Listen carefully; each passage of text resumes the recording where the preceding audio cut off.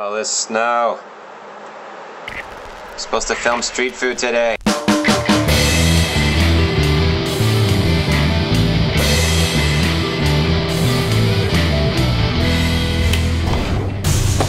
Street food. What's up? Season's greetings, street foodies. What season? Well, if you're watching this when it drops, it's summertime. Shian is very hot.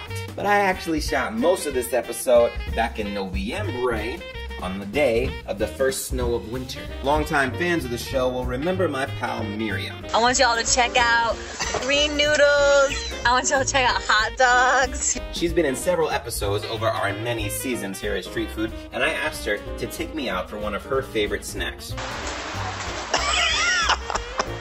Miriam likes to have fun. What's your inaugural winter wear of the leopard? To be honest, I was like, I kind of miss no leopard today. The place near her apartment where we usually get this snack was closed down. So we took the subway up north back to my old stomping grounds to a restaurant that she knows about. Here's a little bit about Xi'an's subway culture for you. Well, it's typical etiquette in China to, if you get the seat, because often you don't get a seat, so if you do, your friend who you're with, you should grab their bag and hold it in your lap too. Yeah, so it's How do you decide which friend is gonna sit? I think if it's a guy and girl situation, the girl often sits. Sometimes it depends on who's the most tired. Oh snap. We are now at Xian. Passengers wishing to disembark or transfer to the next gate. Now we both got a seat. Now, where do I look, actually? You look here. If you look there, then it's like... Miriam has actually lived with multiple Chinese roommates, which is not something that I've ever done, so I asked her about it. So I lived with 4 different kind of situations. One was just a single girl, but I only lived with her for like a month. One was ended up being a single guy and his child for another 2 months, and then I lived with a family for about a year and a half, and now I live with my good friend Joanna. I think my situation I have now is definitely my favorite. It's awesome for language, obviously, and when I lived with a family, it was super helpful because my language was so much lower, and they didn't really speak very much English at all. Like we were 99% Chinese the whole time, unless I was, you know, helping the dad with a homework that he had, or the little girl learn like how to say balloon or something like that. After the subway, we took a taxi to the restaurant. He's gonna check something. He's gonna de-ice Yeah, that. our taxi driver just got... Oh yeah, he's gotta just fix the windshield wiper. Nice work. And something else. He's gotta stop those junks. Yep. Handling it. Like a boss. Dude's riding a bike. Yeah. I was afraid to ride one today. I was too. I was like, no way. I saw bike treads and I was like, these people are cheating death. Our snack for today, Zhua Fan. So we got to the restaurant, all ready to eat some Zhua Fan. Here is a picture of what Zhua Fan looks like. They were all out. It's kind of like pilaf. That's what people describe it as. It's like oily, it's got carrots in it. It's just kind of not super salty, but flavorful. With the carrots have been stewed in this oil and water and cooked all together with the juices of the lamb.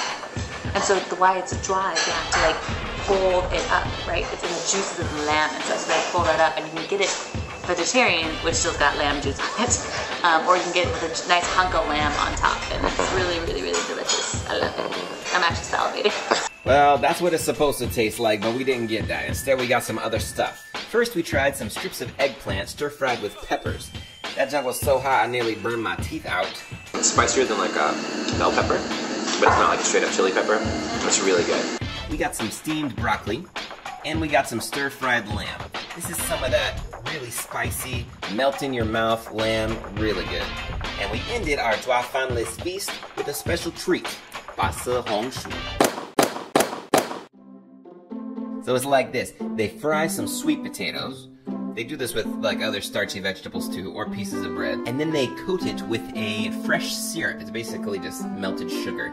Every time you pull out a piece, it creates these sticky lines. It looks like it's got honey on it. If you leave it alone for like 5 or 6 minutes, that coating will actually solidify, it will harden. It'll be like candied, and you can't even pull the pieces off really. Now this is a really interesting treat. We don't usually get sweet stuff here in Xi'an. We don't usually have dessert with our meal. But look, we were jonesing for Zhua Fan.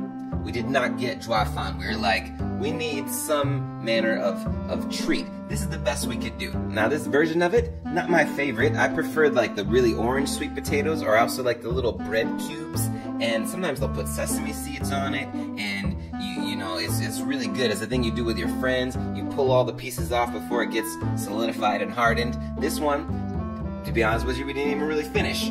Also, I realized that in this episode, we're not really eating it on the street, but this restaurant was street enough to serve soup in a bag. I will not give up, street foodies. I will find you some Zhua Fan. If there's one thing I know how to do, it is persevere, okay? Sometimes to a fault. In fact, come back next week. I guarantee we will have some Zhua Fan up on this program. Until next week, Go eat it on the street. Watch out for parasites. street food. No smoking. It's pretty standard. Prohibit entertainer. Stall ban. Prohibiting spitting. Prohibit eating. Prohibit throw benches. Prohibiting